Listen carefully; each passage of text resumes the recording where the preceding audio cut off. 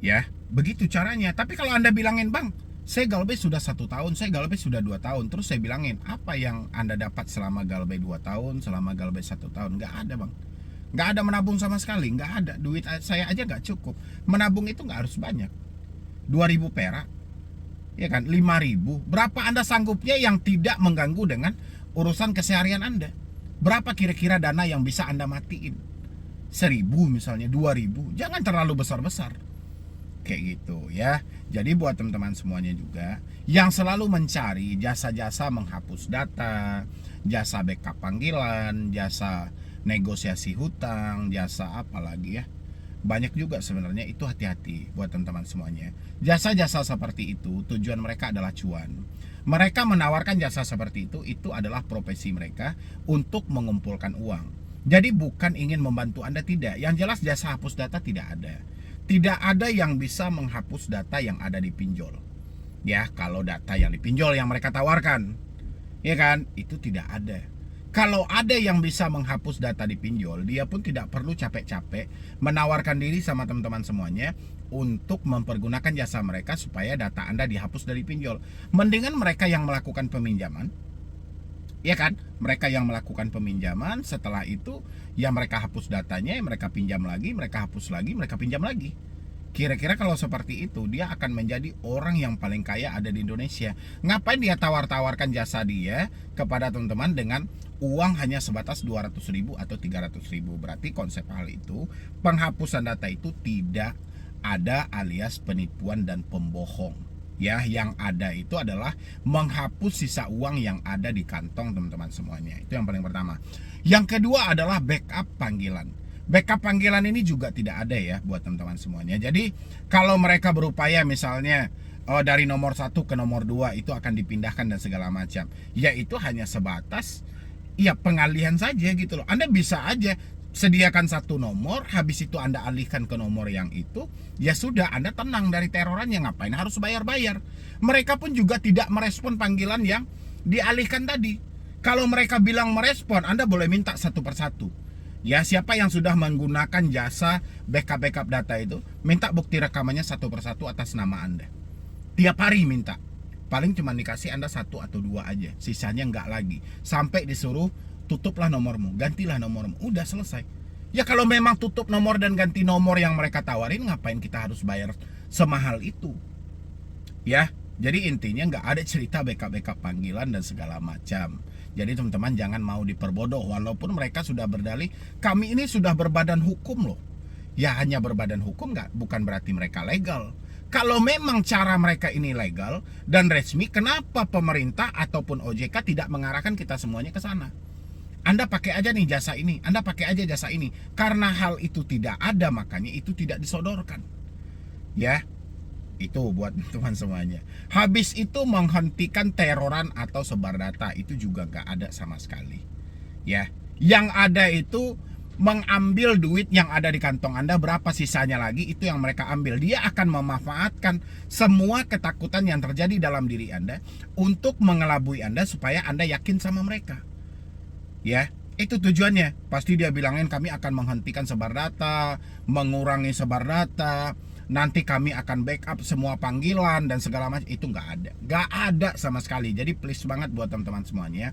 Saya paham Anda masuk ke saya itu berbagai macam persinya macam-macam, tapi semuanya sudah miskin. Miskin dari memperpanjang hutang, miskin dari mencicil hutang, miskin dari mempergunakan jasa-jasa yang gak jelas, miskin habis ditipu dan macam-macam.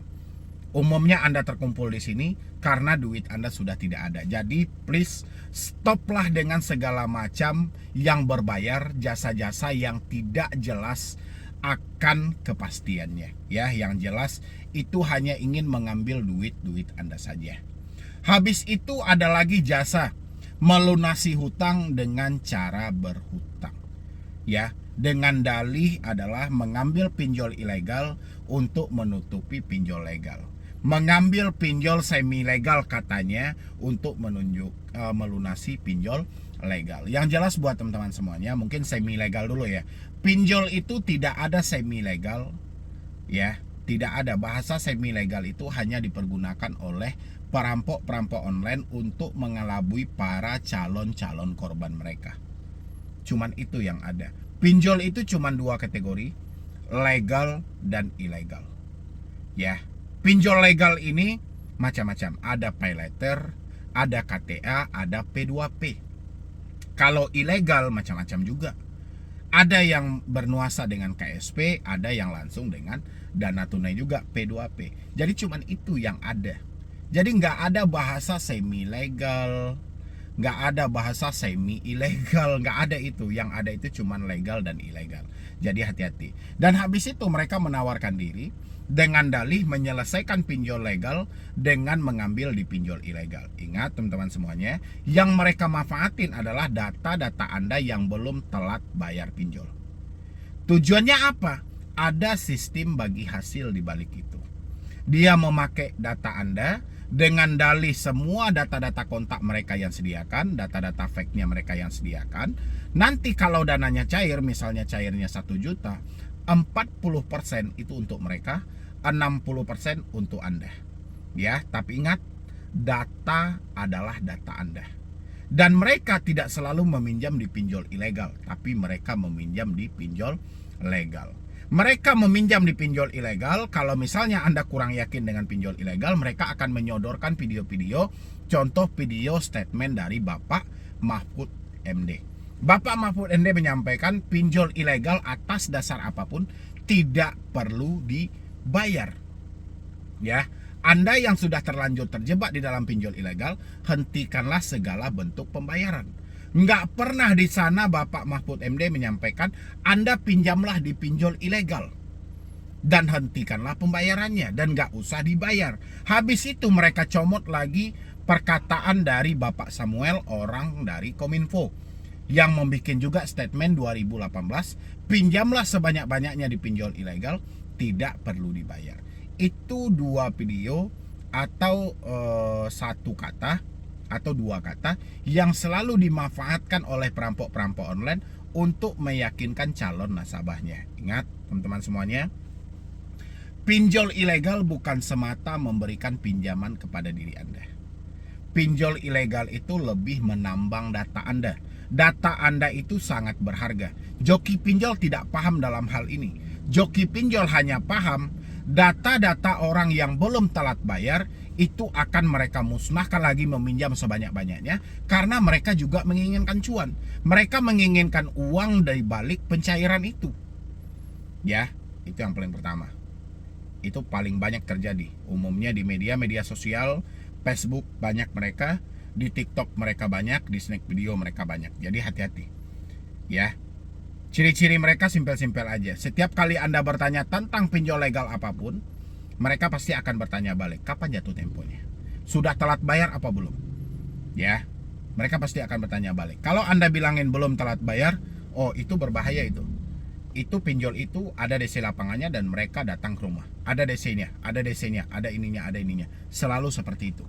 Mereka pasti akan membesar-besarkan setiap pertanyaan yang Anda lontarkan. Tujuan mereka simpel. Ketika Anda masuk dalam jawaban mereka tadi, Anda masuk dalam kata-kata mereka, otomatis Anda akan menghubungi admin mereka. Mereka selalu menjebak Anda, hubungi nomor WhatsApp yang ada di bio. Segera konsultasikan dengan admin kami kalau belum telat. Tapi kalau sudah telat, itu dianggap data Anda sudah data busuk, sudah nggak layak lagi dipinjam. Ya, jadi teman-teman hati-hati. Kalau sudah jumpa-jumpa yang seperti itu, mendingan keluar aja dari grup-grup yang bersangkutan. Atau Anda misalnya sedang konsultasi secara langsung, mendingan keluar aja. Nggak usah dilanjutkan percakapan Anda kalau mereka sudah minta hubungi ke nomor WhatsApp. Ya, pasti ada timbal baliknya di sana. Pasti juga Anda akan tipu daya dengan cara-cara mereka, gimana Anda mau menyerahkan data-data Anda untuk meminjam di pinjol ilegal. Dengan dalih ya mereka mendapatkan keuntungan juga di balik data Anda itu. Ya, jadi intinya kalau Anda bertanya gimana caranya kita menghapus data yang sebenarnya, menghapus data itu tergantung dari cara Anda berpikir. Karena lawan terberat Anda galbay pinjol ini adalah pemikiran Anda sendiri. Kalau Anda bisa sinkron dalam membawakan pemikiran Anda, insya Allah Anda galbay di pinjol manapun itu aman. Pinjol itu tidak sulit, pinjol itu tidak berat. Yang berat diri kita sendiri. Mau atau tidak Anda untuk move on, mau apa tidak untuk Anda melupakan semua ini. Caranya gimana? Putuslah semua komunikasi yang terhubung. Dengan begitu tidak ada lagi beban yang ada dalam pemikiran Anda. 1 tahun 2 tahun bang, seperti yang abang sampaikan tadi, itu hanya perkara pemikiran. Karena dia tidak mampu move on dari semua itu, atau mereka sedang berupaya mencari pembenaran karena dia sudah galbay 1 tahun atau 2 tahun. Mana tahu dia terniat lagi untuk berhutang, makanya dia cari aman dulu.